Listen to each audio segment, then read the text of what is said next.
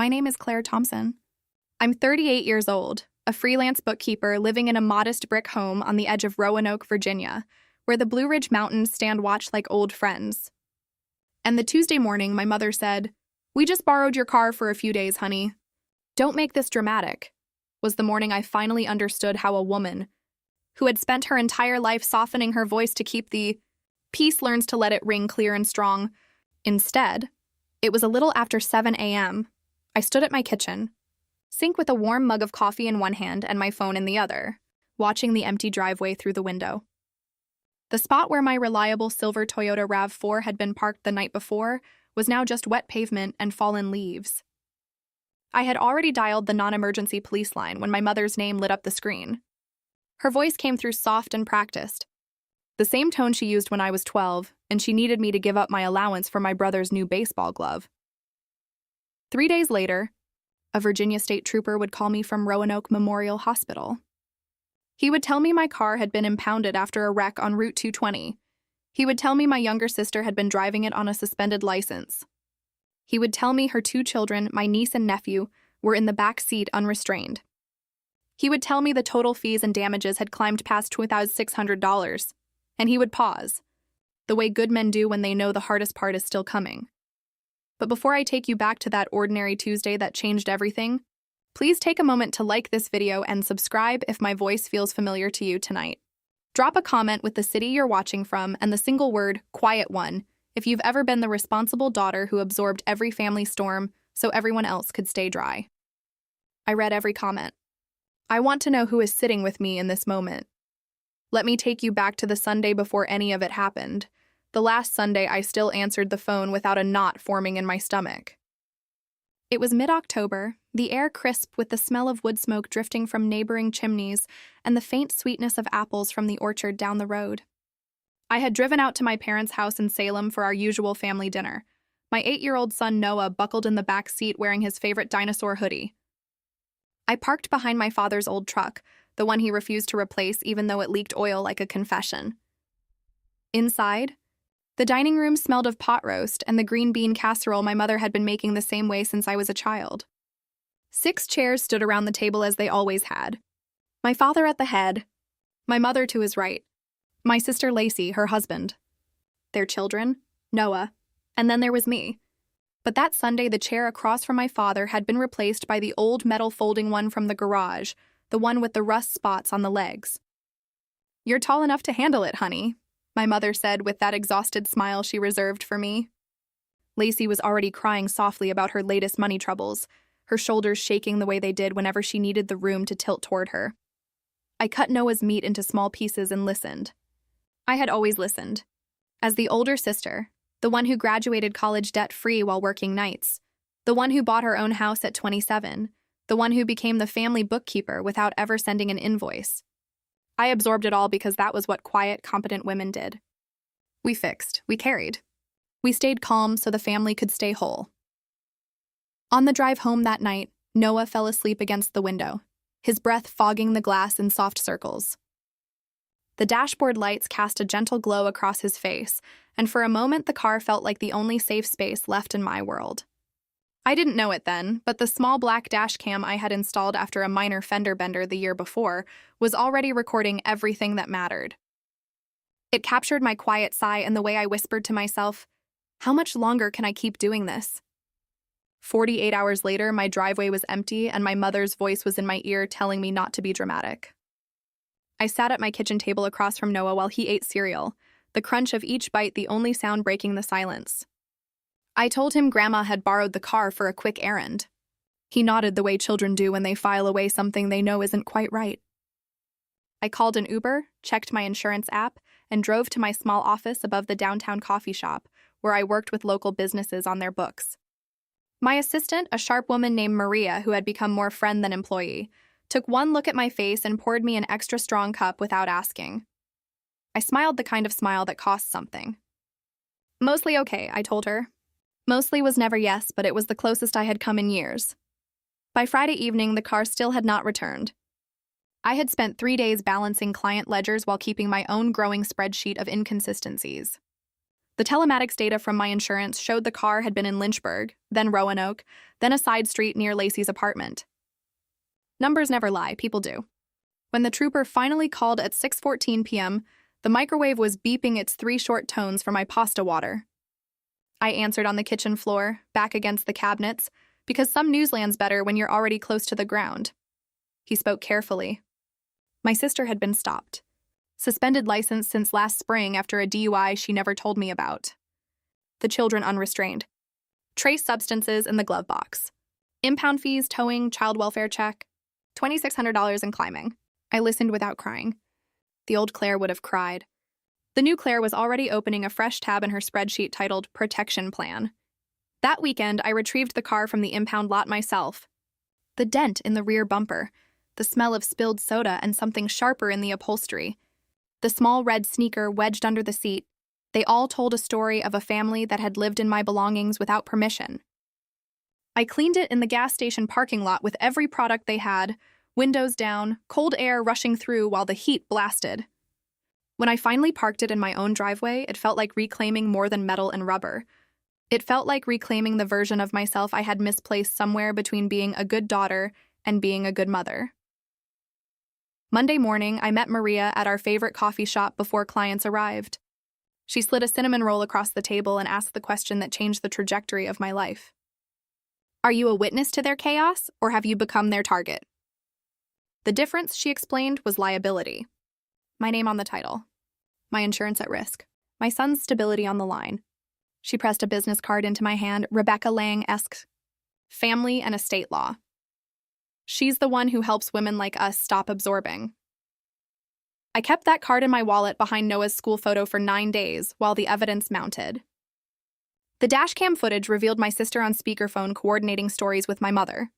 Public records showed Lacey had listed my address in her ongoing custody filings. Bank statements I finally pulled revealed small transfers from my late father's trust account, the one meant for my college that had mysteriously run dry years ago, funneled toward Lacey's legal, fees are each discovery layered on the last like stones in a wall I was no longer willing to let them climb. The woman I used to be would have paid the $2,600 forgiven the lies and hoped for better behavior next time. The woman I was becoming understood that forgiveness without boundaries is just permission in disguise. If you've ever been called dramatic for simply asking to be respected in your own life, comment dramatic below. You're not alone. And this story is for every one of us learning to speak louder in our own quiet way.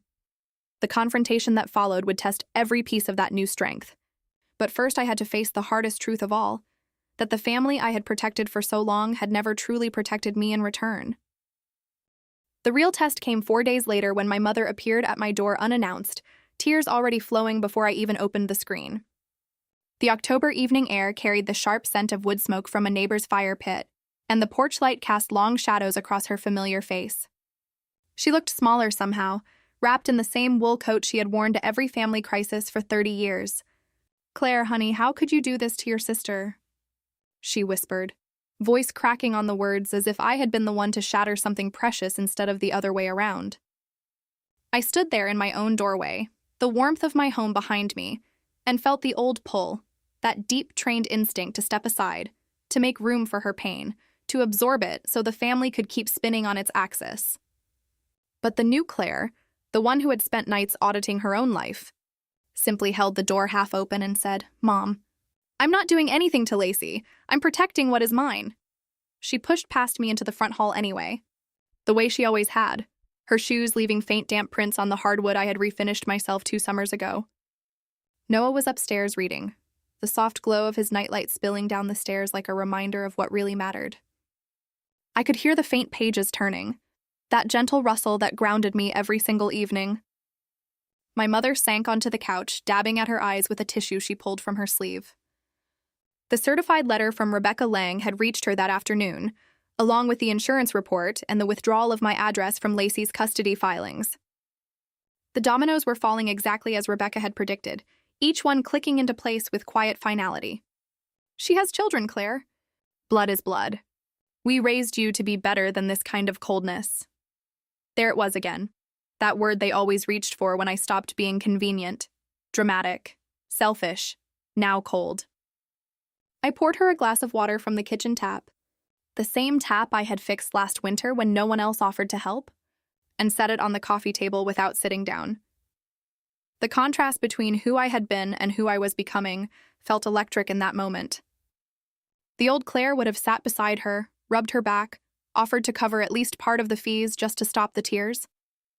She would have told herself that family forgiveness meant swallowing the betrayal whole. But this version of me had spent the last week reviewing every transfer from my father's trust, the one meant to ease my own path after college, but instead had quietly funded Lacey's legal troubles for years. $47,000. Not borrowed. Not loaned. Taken with my mother's knowledge and my father's signature. I had printed the statements in crisp black and white, the numbers marching across the page like undeniable proof that love had been weaponized into leverage. I didn't raise my voice. That was the power of the calm I had cultivated. Instead, I spoke evenly, the way I reviewed ledgers for clients who needed truth without theatrics. Mom, I have the dashcam audio. I have the public records. I have the bank statements. Lacey used my car, my address, and my safety net without asking, and you helped her. The children were unrestrained. Her license was suspended. Those aren't misunderstandings. Those are choices with consequences. Her tears shifted from genuine distress to something more calculated, the kind I had seen at every holiday when the conversation needed steering back toward Lacey's needs. She reached for my hand, but I kept it at my side.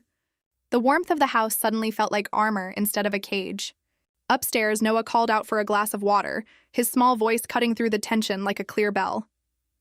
I excused myself, went to him, tucked the blankets around his shoulders, and whispered that everything was okay.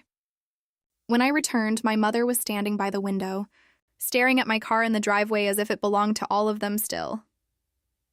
That night after she left, because I finally asked her to go, my voice steady but kind, I sat at the kitchen table with a cup of chamomile tea and opened my spreadsheet again. Each row represented a boundary I was learning to draw. The contrast was stark. The woman who once measured her worth by how little she disrupted the family peace versus the woman who now measured it by how safely she could protect her son and herself. Maria texted me at 11. You held the line? I replied with a single word. Yes. The next morning, Rebecca and I met again in her quiet office.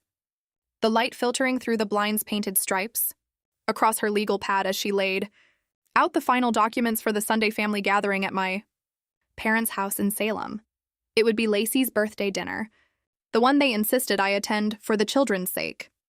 We prepared 3 folders: the dashcam transcript, the police report with its unrestrained minor's notation, and the trust statement showing the diverted funds.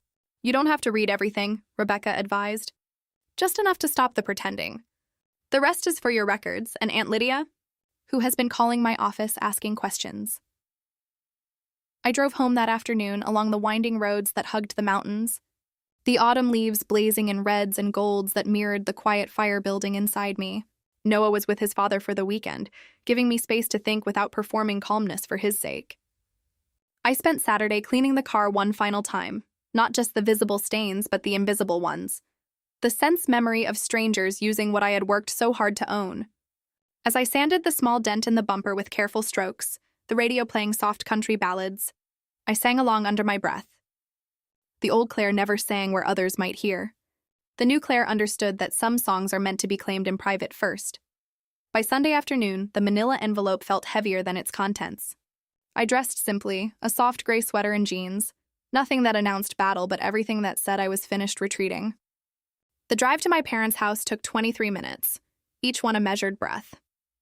When I arrived, 27 people filled the living room and dining room, the familiar smells of pot roast and green bean casserole wrapping around me like an old habit trying to pull me back in. The folding chair waited at the foot of the table again.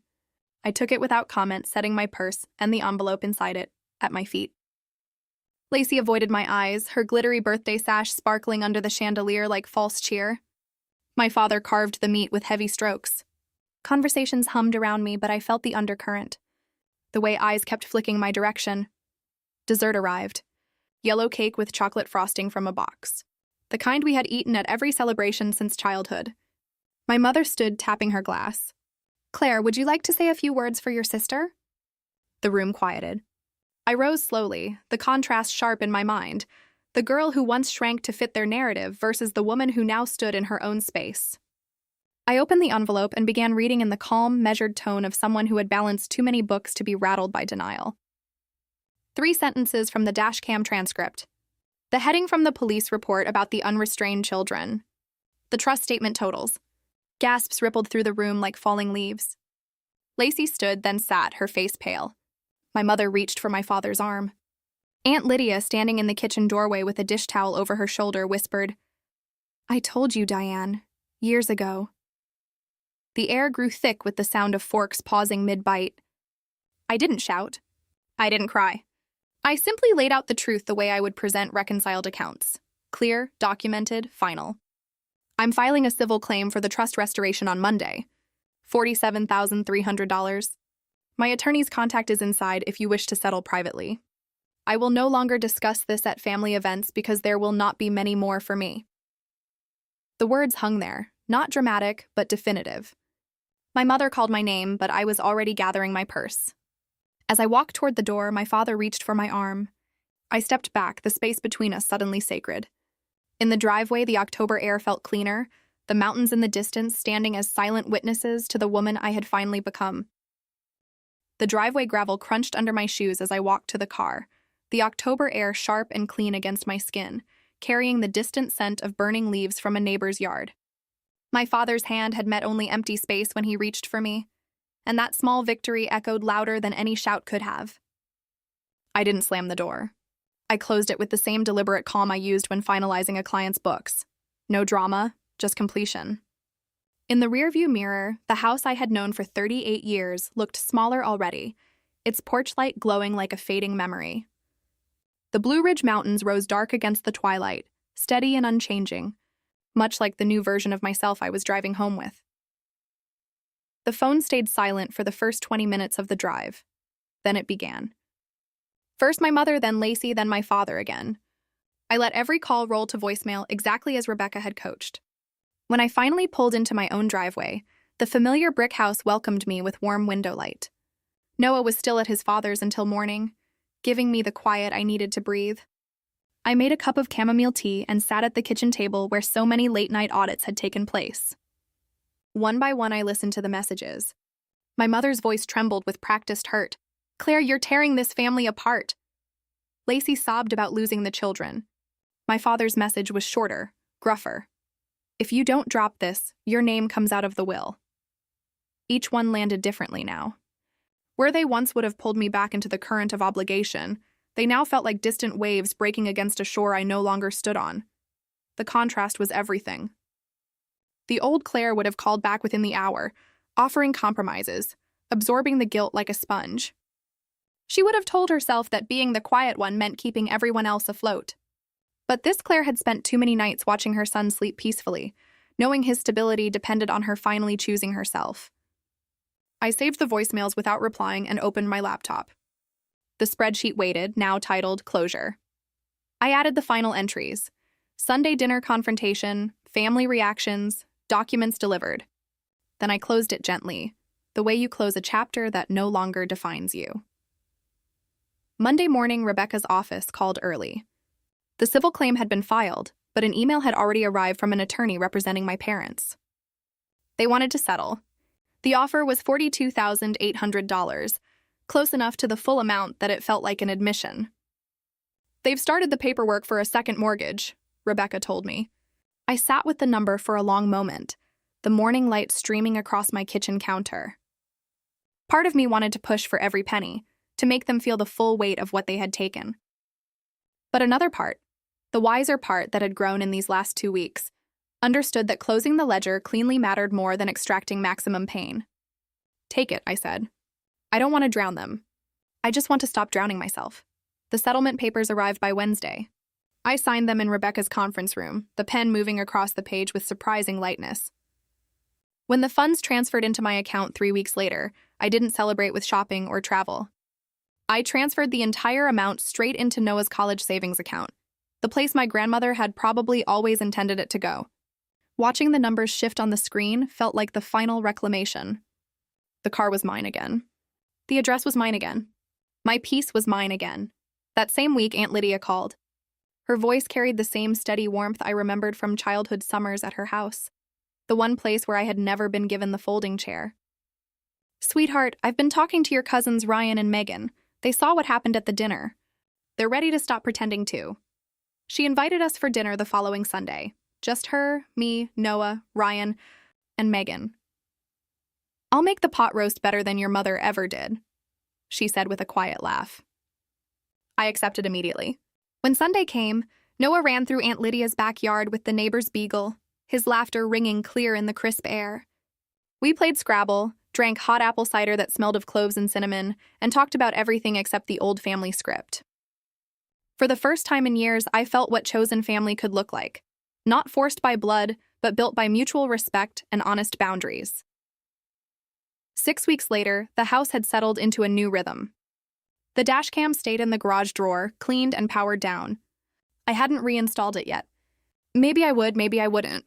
The car felt like mine either way. One Tuesday evening in late November, Noah sat across from me at the kitchen table doing his math homework while I prepared grilled cheese sandwiches. The light at 6 p.m. had that particular honeyed quality only late autumn brings, painting the maple table in warm gold. He looked up suddenly, his small face serious. "Mom, does Grandma still love me?" I sat with the question the way I had learned to sit with hard numbers. Patiently, honestly. "Yes, buddy, she does. But sometimes love works best from a distance. It keeps everyone safer." He thought about that, then nodded the way only an 8-year-old who has seen too much already can. "Like Toad and the Cookies," he said, referencing our favorite bedtime book. I laughed, the sound surprising me with its lightness. Exactly like Toad and the Cookies. I cut his sandwich diagonally the way he liked and placed it in front of him. He smiled that crooked smile he'd had since he was a baby, the one that lifted only the left corner of his mouth. "Thanks, Mom." In that moment, I understood that grace didn't always arrive in grand gestures. Sometimes it tasted like buttered bread and the quiet satisfaction of a kitchen filled with peace instead of tension. The fluorescent light in my office still flickered. In the left tube the next morning when Maria dropped off a real ceramic mug of coffee instead of the usual paper cup.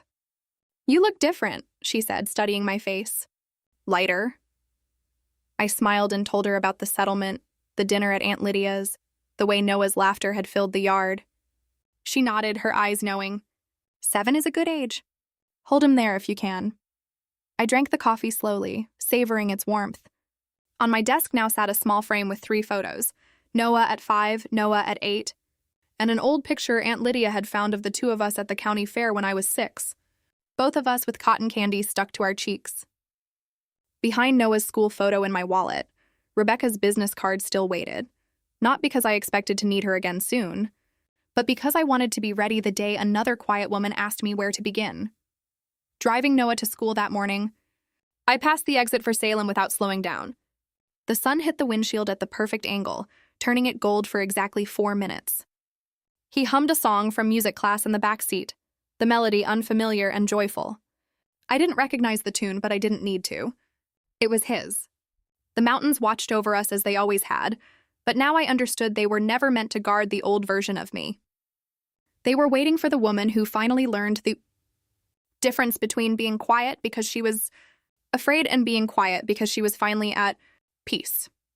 At the very beginning of this story, I told you that the Tuesday my mother said, "Don't make this dramatic," was the morning I learned how a quiet woman becomes loud. That part was true. But the second half took longer to understand. A quiet woman, after she has been loud enough to be heard, can choose quiet again. Only this time the room she lives in is different. The chair she sits in is her own. The driveway is her own. The decisions are her own. The love she gives and receives is chosen, not demanded.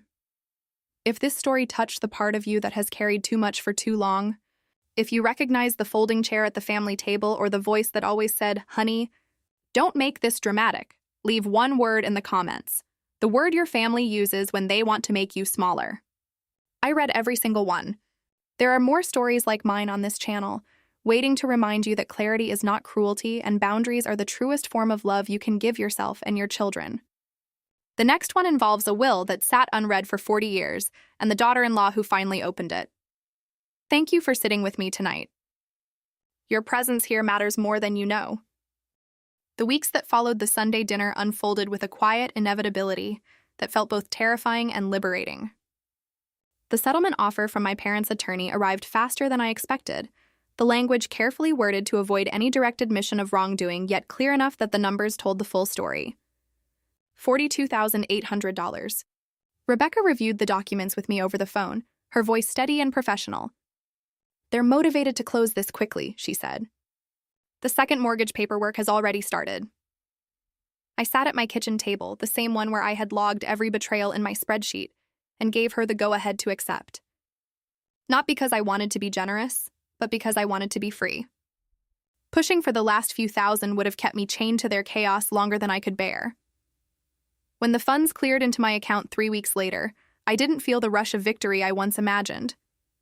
Instead, I felt the deep exhale of a woman who had carried invisible weight for decades finally setting it down. That same afternoon, I transferred every dollar into Noah's college savings account. The transfer confirmation screen glowed softly on my laptop as the late November sunlight slanted through the window, turning the room the color of warm honey. I whispered to the empty kitchen. "This is what it was always meant for. Grandma." The contrast between the old Claire, the one who would have used the money to smooth things over with the family, and the woman I had become was complete. One had measured her worth by how much she could give away. The new one understood that true abundance began with protecting what mattered most. Aunt Lydia's invitation for the following Sunday became the first gathering of what would slowly grow into my chosen circle. When Noah and I arrived at her house on the quieter side of Roanoke, the air smelled of roasted herbs and the apple pie she had baking in the oven. Ryan and Megan were already there, their faces carrying the same mix of relief and nervousness I felt. We didn't talk about the confrontation at first. Instead, we ate, laughed about old childhood memories that didn't involve my sister or parents, and let the conversation flow naturally toward the future. Noah ran through the backyard with the neighbor's beagle until his cheeks were flushed, and his laughter echoed against the mountains. Watching him, I realized this was the kind of family dinner I had been starving for my whole life. One where no one was keeping score. No one was asking for financial rescue, and no one was handed the folding chair. As the weeks turned into months, the changes settled into something permanent and peaceful. The no-contact boundary with Lacey remained firm, supported by the legal paperwork we had filed. My address was officially removed from her custody case. Her new attorney had to refile everything in her own county, forcing her to stand on her own feet for the first time in years. I heard through distant relatives that it had been difficult for her, but I refused to let that information pull me back into the role of fixer. The old pattern had been broken cleanly. One evening in early December, Noah and I sat at the kitchen table doing homework together while I prepared his favorite grilled cheese sandwiches. The light outside had that special winter gold that only appears in the Blue Ridge this time of year. He looked up from his math worksheet, his small brow furrowed in thought. "Mom, do you miss Grandma and Grandpa?" The question didn't surprise me. Children notice everything. I set the spatula down and sat across from him, giving the moment the honesty it deserved. "I miss the idea of what family could have been," I told him gently. "But I don't miss the way it made me feel small. Sometimes the bravest love is the kind that knows when to step back so everyone can breathe." He thought about that for a long moment, then nodded. "Like when I share my toys but keep my favorite truck safe." I smiled, the kind of smile that comes from deep inside. "Exactly like that, buddy." Maria noticed the shift in me at the office, too. She started bringing real mugs of coffee instead of paper cups, a small ritual that felt like celebration. "You're glowing," she said one morning as the fluorescent light still flickered above my desk. Not in the fake way. In the real way. I told her about the new Sunday dinners at Aunt Lydia's, the way Noah was sleeping better, the way I no longer jumped when the phone rang with an unknown number. She listened the way only women who have walked through their own fires can listen. "You closed the ledger," she said softly. "Most people never do. The car remained mine in every sense now." I had decided not to reinstall the dash cam immediately. Some protections are internal. The dent in the bumper had been repaired with my own hands, sanded and painted on a Saturday afternoon, while old country songs played on the radio. Every time I slid behind the wheel, I felt the quiet triumph of a woman who had reclaimed her space in the world. The mountains outside Roanoke still stood guard, but they no longer watched over a daughter shrinking to fit her family's expectations. They watched over a mother building something new and strong for her son. If you are listening to this tonight and you recognize the folding chair, the repeated phrase, "Don't make this dramatic," or the exhausting role of being the reliable one who is never celebrated, know that your turning point is closer than you think. The moment you decide your piece is not negotiable, everything begins to shift. You don't have to burn bridges with anger. You can simply stop carrying everyone across them. A quiet woman can become loud when she must. But the most powerful version is the one who learns she can choose her quiet again. This time in a home that truly belongs to her, with a voice that no longer apologizes for taking up space. This is Claire Thompson, signing off. If this story moved you, comment the word your family used to keep you small. I read them all. And remember, the next story on this channel is already waiting. About a woman who discovered her husband had been secretly funding his ex-wife's lifestyle for 12 years using their joint retirement account. I'll see you there. Thank you for trusting me with your time tonight. You are not alone. You never were.